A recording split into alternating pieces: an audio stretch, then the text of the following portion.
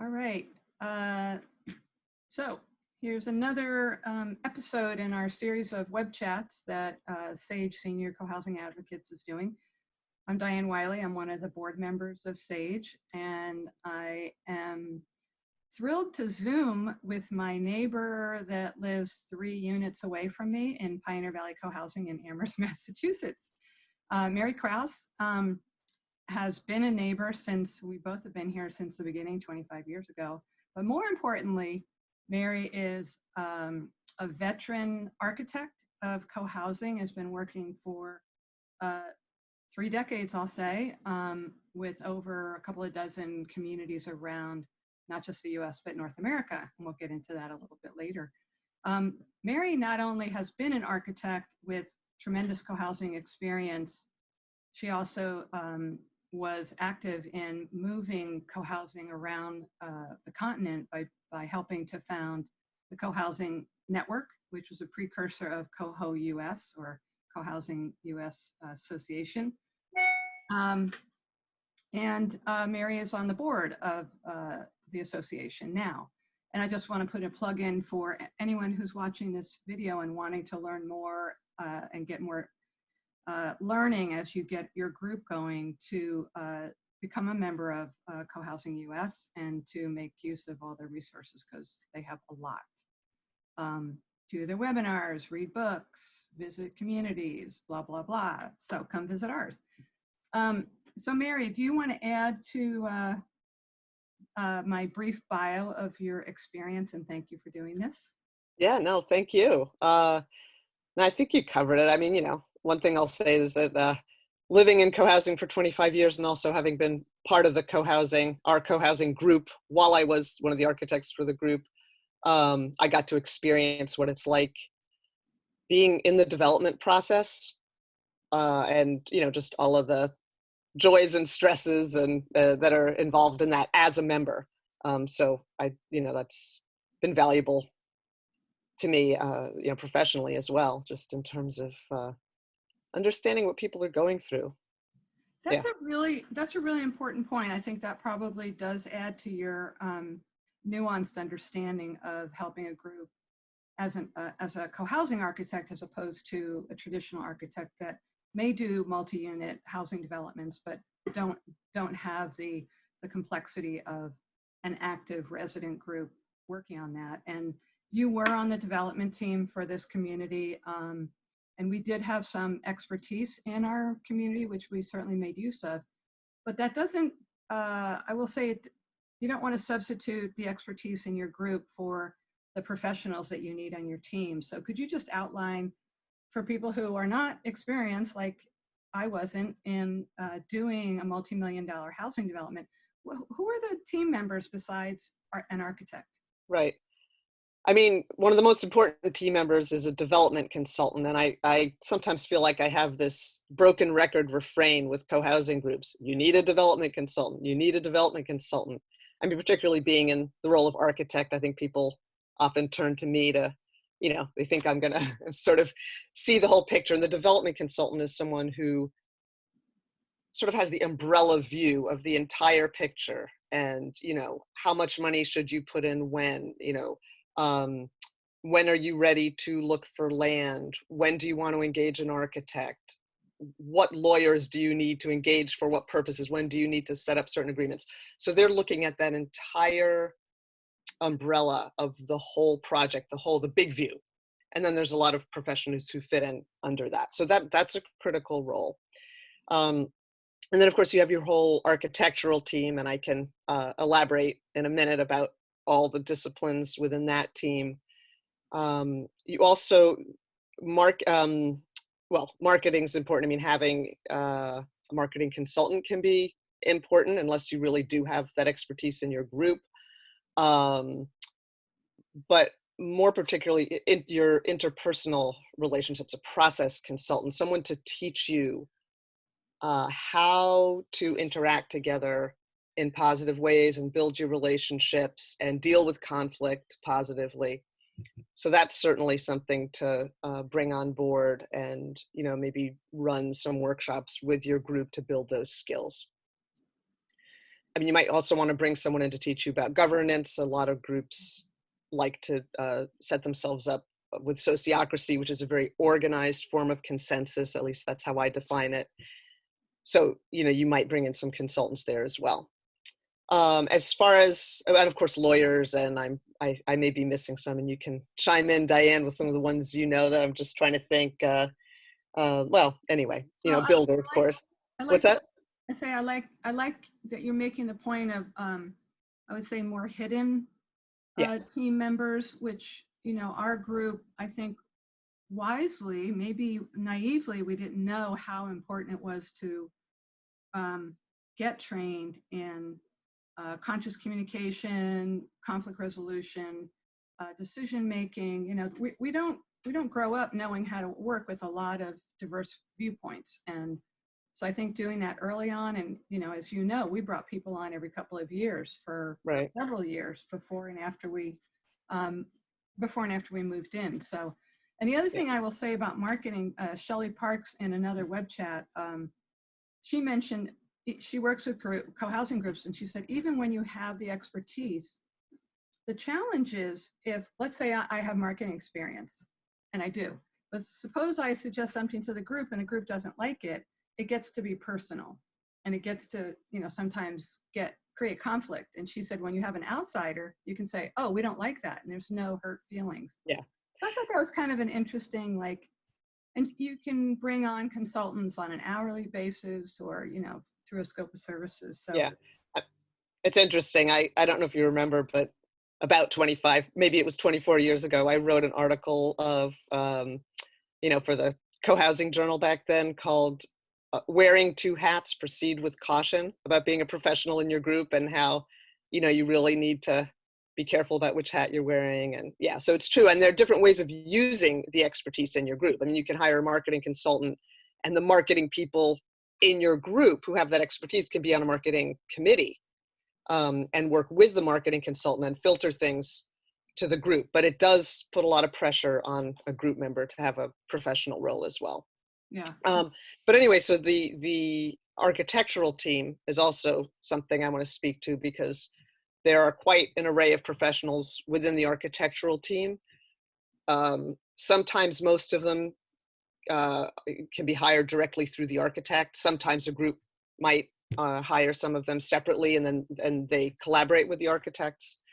So, I mean, maybe I should take it in order, but an environmental consultant to look at, if you have any issues on your site with toxics or anything like that, which on urban sites you're often developing what's called a brownfield site, which might be an old industrial site or something that you need to make sure anything gets found and cleaned up.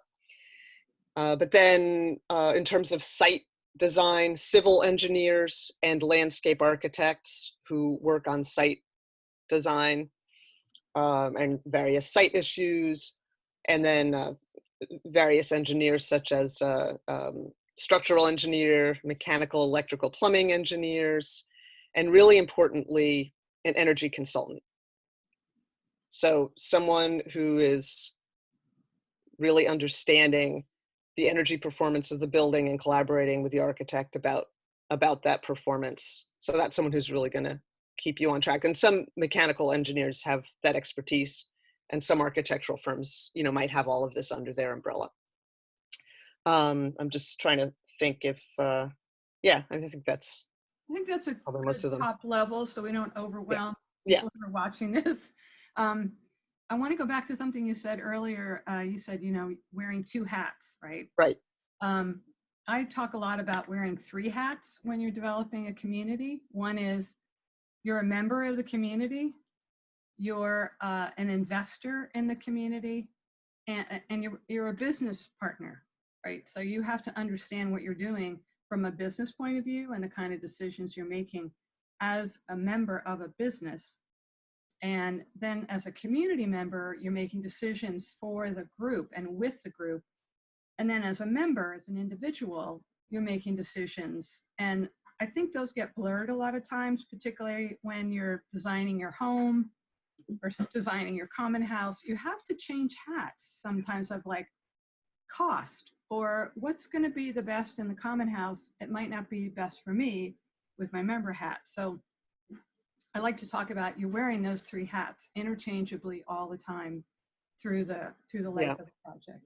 No, that's really true. And even, saying what hat you're wearing can be helpful. I mean, I remember when I was working on the design for our unit type, remember, we were in the same unit type, and I was, working with all of us who wanted that unit type. And I remember specifically saying, okay, as a homeowner, this is what I want. This is the kind of design direction I want. Okay, now as an architect, as your architect, when I hear all 5 or 6 of us talking, here's a might work best for all of the, requirements that we're talking about.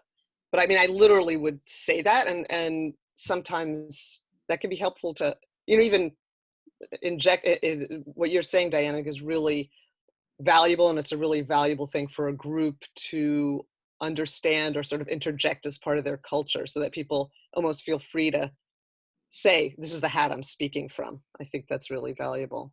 That's great. And the last note, I want to do that till we change topics, is you well know in group meetings, the facilitator would have to say, I'm taking off my facilitator's hat. Exactly. I'd like to make a comment as a member. And again, that comes from training, from understanding where are you when you're making a comment, to be really, develop really good boundaries around, this is my personal opinion. Now I'm going to be a facilitator where I'm not going to interject my opinion, so there's those. And I think we even joked around. We had a hat with 2 brims. Do you remember that? Somebody found a hat that turned back and forth. Yeah, that might have been during one of our rituals after we moved in, was it? It could have been. I just remember it being such a metaphor for the work you have to do as a member of a cooperative community and an individual. And we move in as individuals and have to learn to shift. So anyway, it's a good hat discussion. It's really important. It's really important. And that clarity can help you, it can help you to navigate, because then you're not, it's sort of like, okay, as a member, I'm worried. And that's, yeah, exactly. So I want you to share with us the different models of how an architect works. Most architects don't have the experience of working with a co-housing project. There's many architects that have done multi-unit developments, which is what co-housing is on the surface, but they haven't necessarily worked with 20 homeowners or 30 homeowners at the same time, and to create something very different than a subdivision.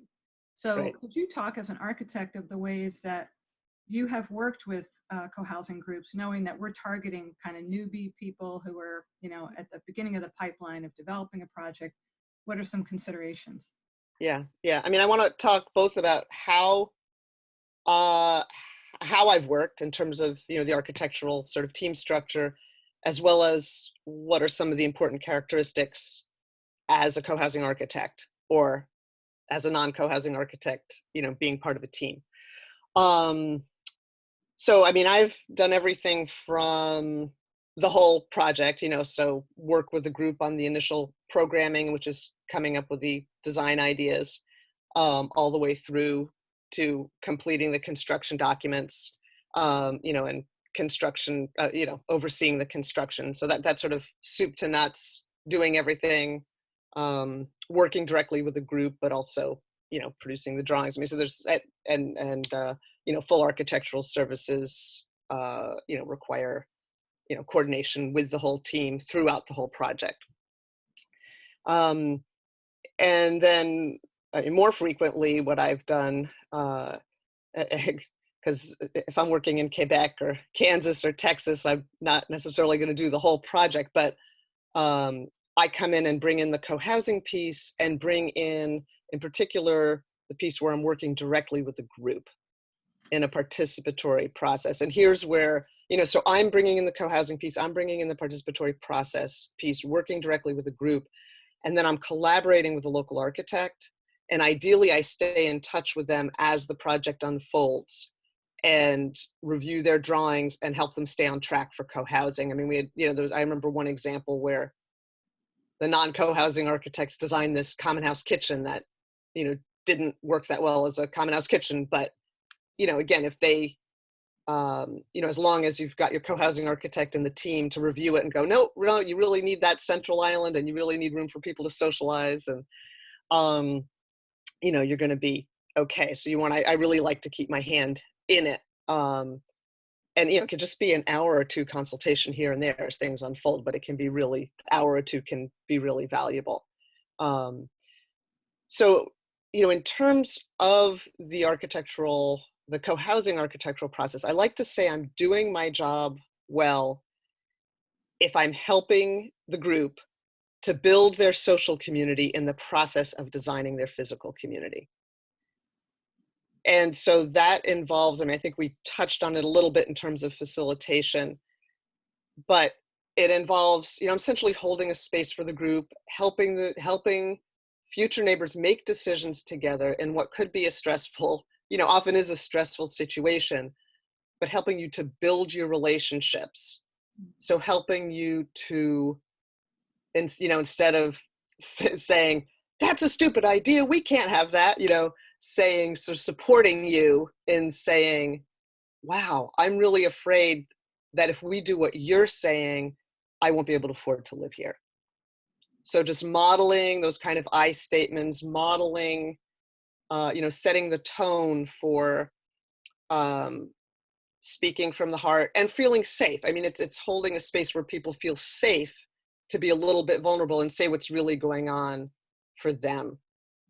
I just want to give a favorite vignette of, when the group is working well, this is what happens. And I'm not going to take full credit for this, but, you want an architect who can support that. And you also, want to be doing the training that Diane and I talked about before, so that that also helps you have those skills. I mean, I'm kind of supporting you in those skills as well without giving a formal training.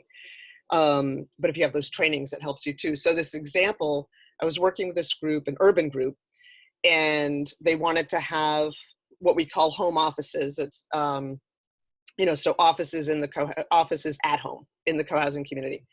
And there was one person who definitely wanted a home office, and her vision was that it would be right in the common house. And so that she could relate with people while they were, going to and fro in the common house during her workday. And that was really close to her heart. It really mattered to her. But then, as we did a go round talking about the location of the home offices, there were several people who were very concerned about, here they are in this urban environment and people's businesses bringing people off the street. We don't know who. They felt a security concern. And so, it came full circle. And then I went back to her and said, after you've heard all of this, where are you sitting? And she was like, well, I'm not going to stand in the way. She could hear that that's what everybody else really needed in spite of her dream. But what happened at that point is a couple of people came up and hugged her. And when we did at the end of the meeting, we always do what went well today, what didn't, what could have been better. She said that it meant so much to her that her future neighbors, instead of going, good, we got what we wanted, they were compassionate towards her for what she had lost. Anyway, so that's what you're aiming for. And that's actually part of the architectural process as well as part of your whole process. And I can, it sounds like co-housing architects really have to have a whole lot more tools in their toolbox. Yes. Processes that don't show up in conventional developments. Yeah, no, absolutely. Because you're essentially helping people to forge positive relationships together. You're facilitating in a way that people feel safe. They know they're going to get heard, so the tension doesn't ratchet up. I mean, that's one piece of being a co-housing architect. And it's also, one thing I, like to say too, at its best, you also want to, I feel like this is not just co-housing architects, but anyone who's facilitating, that you want to be in a place of compassion. So that, because people can feel that and then they feel safe, and caring about everybody's needs, even that person who might have some ideas that, could derail the project if you're not careful, but instead of like, oh, I gotta, rope this in, really trying to understand where's that person coming from, what matters to them. They may not get what they want, but, rather than as facilitator getting worried about, what's going to happen, going, oh, wow, they're really caring about something right now. And what is that? And how can I support them while, I'm also bringing the group to a conclusion that makes sense for the whole group. So there's that whole piece, the facilitation and facilitation skills and the community building skills. And then there's also, of course, the knowledge of co-housing architecture, which is very specific. And, one thing that I do when I'm facilitating for a group, after, I don't know, not too many, pretty early on, after a number of years working with co-housing groups, I started feeling like I was dragging people through this process of reinventing the wheel of like, oh, we're going to need, in our common house, we're going to need a kitchen and we're going to need a great room. And, oh, wow, the kitchen and the great room should be next to each other. So like, you know what, I know that, and there's a lot of things, there's a lot of just good design principles for co-housing that, you're hiring me because I have expertise. I don't need to like ask you to reinvent it all. So what I do now is I actually pre-write some suggested language for your design program. Like, for example, in the common house kitchen, I suggest that you have a central island so that you can all gather around it when you're preparing food and it's much more social. Or that you have a gathering area right outside the common house. There's certain things and certain qualities of the different spaces. The acoustical protection in the great room so that you can actually hear each other and not have your dinners be too noisy. So I send out a lot of programmatic language plus a whole number of questions about your preferences ahead of time, and then analyze that ahead of time. And then you get to see that ahead of time too. And so I come into my weekend workshops already suggesting, based on the group's response, suggesting, here's where it looks like you really already have consensus. Everybody wants 2 guest rooms. Let's not spend time talking about that. But there's 3 people who really want home offices. And there's 2 people who think home offices in the community, having home offices in the community is a terrible idea. We need to talk about this, So it focuses your time on the things you want to talk about. But again, it's bringing in that expertise. So, someone who knows co-housing, whether they do it through a design program ahead of time, which I do, not all co-housing architects do that, or whether, they do it through the course of working with you and giving you recommendations that work well. I really love that, because the way you talk about how to use time as a co-housing literate architect is you make space for the interpersonal building social fabric, and you streamline the sort of no-brainer stuff, because you can say, this is based on 50 communities or 100 communities. Let's save everyone's time with the known stuff. So I think that the way that you've evolved that technique is really cool, and I wish we knew it when we did our community 25 plus years ago. Yeah. We kind of slogged through it. We happen to have a wonderful local architect, but he was kind of baffled a lot of times, Bill, of okay, and we kind of lurched here and there and everywhere, getting to where we finally got to, which was great. But I love that things have been streamlined through strategic tools like a survey. I saw the one you did for the community in Quebec, and you had done it in French and English, because I was advising a community in Maine, and said, oh, you should get in touch with Mary Kraus, because she has this really cool survey process that really hones down, and you said it very well, it hones down to the 2 or 3 issues that really need some conversation. So Right. I think that's really cool. Yeah. Is there anything else? So you've talked about kind of the spectrum of architects working from the soup to nuts end to very targeted Right. advising, and maybe coming in to do the programming workshops. Can you talk about that? Because programming, Yeah. is a little bit of Yeah. jargon. What do you Right. mean? What are those workshops and what do Yeah. they accomplish? Thank you. Yeah, no, it's programming and design actually, but yes, it definitely is not just design. It's programming and design. So a design program is essentially a list of everything you want, from the overarching goals to the specifics. So overarching goals might be things like accessibility and sustainability, diversity. Those are bigger goals that you always want to check back against because you want the design to support those goals. But then there's specifics like, we want a 5,000 square foot common house with, a kitchen that's about 400 square feet. And in the kitchen, we want to have a commercial dishwashing system and da da da da, or we want, this many, we want 30 units and half of them should be townhouses and, the other half should be in a building attached to the common house with accessible by elevator.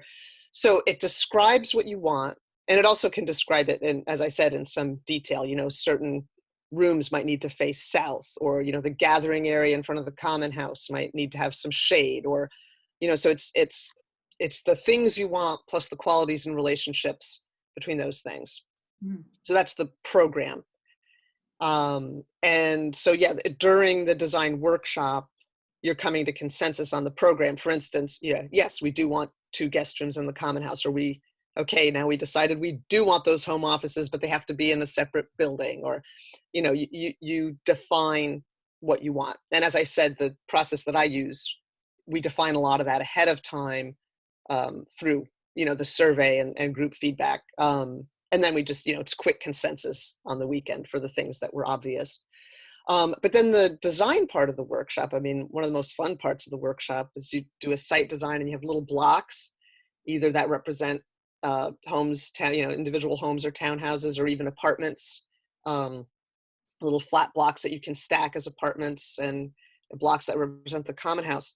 And you as a group get to work on different designs together. And it's a really nice way to kind of get in touch with your site and take more ownership of it, connect with each other. It also makes you a better client for your local architect or whoever your architect is, because you start understanding what some of the limitations are. You see how hard it is to get in all that parking, and the green space in front of the common house, and to have as many of the homes face south as possible, and to have some kind of access that relates to the larger community. So you start seeing what those challenges are, and then you can much better interpret what your architect brings back to you. But the weekend workshops are a combination of different discussions, exercises, small and large group discussions, hands-on. So these are intensives that in a Right. concentrated period of time, Yep. with the knowledge that you bring to them, which is their information, to kind of teaching people both the interior options, but also the relationship between building and land. Yes, Building exactly. outdoors and Yeah. The um, the workshops, the main workshops, there's a number of workshops that I run, but the 2 most important ones are the site design and the common house design. So, and when I'm running those, if I'm doing it as a consultant, I like to have some of your local professionals there. So with the site design, it might be your landscape architect or civil engineer, and it might be your architect too. Hopefully, as many of them as possible, so that they can see what you're, so that they can have the benefit of that and of seeing how I'm working with the group, but hearing what the group is saying on their own, not just through me. And I also involve them because one thing that I do during the workshops, once the group comes up with different design ideas and the group has a chance to give feedback on each other's design ideas, I will go aside with one or more of the local professionals, and then we digest it and bring it back to you and say, here are the couple of ideas that look successful and look like things that you would like. Here's some of the patterns that are coming out of your work that we suggest, and which of these would you like us to carry forward? But anyway, so the site design is a weekend, the common house design is a weekend. Unit design is not as important. but sometimes that's one weekend, sometimes it's 2 weekends. The first might have more to do with the individual units. The second might have to do with how to combine them into buildings. But those are sort of and it may seem contradictory, but the most important thing is designing the site and the common house together. And it's really important, I believe, to design the common house first, because then you can see everything you have in common. You can focus on community, because we're coming from a culture that's more individualistic and more house focused. And the house is not what it's about. That's not like, you can kind of, customize your own house after you move in and do whatever you want and And enjoy it. But yeah, you need the community. I mean, it's like the community's gonna be, yeah, it's a huge mental shift. It really is, because yeah, people yeah, can relate to my space versus our space. And I also just want to point out, common house is really a generic term, because in urban designs, it's yes, not a house, it's a common space, and maybe some of that is decentralized, where you might have the kitchen yes, dining that's right, room, and then there's a art room on the right, floor below, or bike shed yeah, is, right, so it's yeah, yeah, exactly. So in that case, and I might even name it common spaces designed for that workshop.